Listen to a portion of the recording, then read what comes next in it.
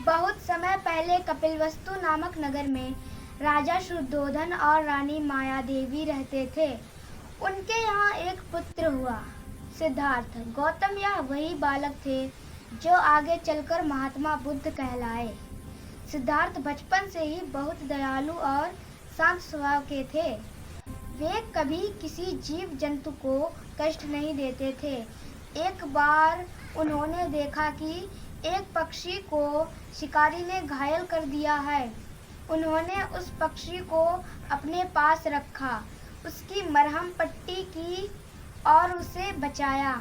जब शिकारी आया तो सिद्धार्थ ने कहा, जिसे मैं बचा सकता हूँ उसे मैं किसी को नहीं दूंगा जो उसे मारना चाहता है।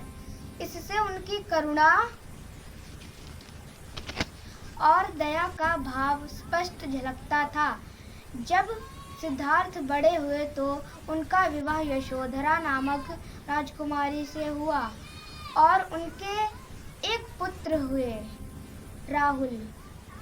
राजा ने उन्हें कभी दुख देखने नहीं दिया, लेकिन एक दिन जब वे नगर भ्रमण पर निकले तो उन्होंने एक वृद्ध व्यक्ति, एक बीमार व्यक्ति, एक मृत शरीर और एक सन्यासी को देखा। इन चार दृश्यों ने उनके मन को झकझोर दिया। उन्होंने सोचा, जीवन में सब कुछ नश्वर है, दुख से मुक्ति पाने का कोई मार्ग अवश्य होगा। रात के समय जब सब सो रहे थे, सिद्धार्थ ने अपने पत्नी और पुत्र को अंतिम बार देखा और महल छोड़ दिया। वे ज्ञान की खोज में निकल पड़े। वर्षों तक उन्होंने कठिन तपस्या की, लेकिन उन्हें सच्चा ज्ञान नहीं मिला। अंत में वे बोधगया गए। बोधगया पहुँचे तब कई वर्षों तक कठोर तपस्या करने के बाद भी सिद्धार्थ को सत्य का ज्ञान नहीं हुआ।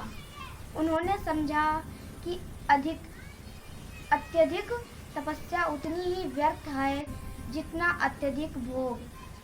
तब उन्होंने निश्चय किया कि अब वे मध्यम मार्ग अपनाएंगे, ना अधिक सुख ना अधिक कष्ट अपनाएंगे।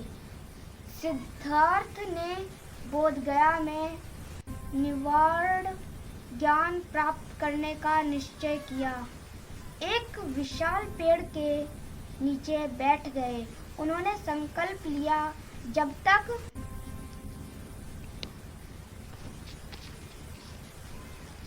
मुझे सत्य का ज्ञान न हो जाए, मैं इस आसन से नहीं उठूंगा।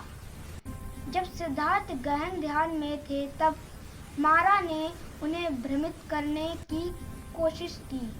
कभी डर दिखाया, कभी सुंदर अप्सराओं के रूप में प्रलोभन दिया, कभी तूफान और अंधकार से ध्यान भंग करने का प्रयास किया, लेकिन सिद्धार्थ अडिग रहे।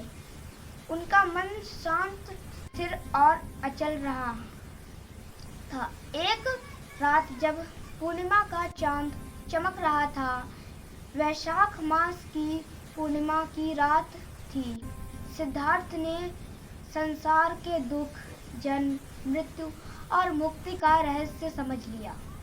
उन्हें सम्यक ज्ञान प्राप्त हुआ और वे गौतम बुद्ध से जागृत व्यक्ति बन गए।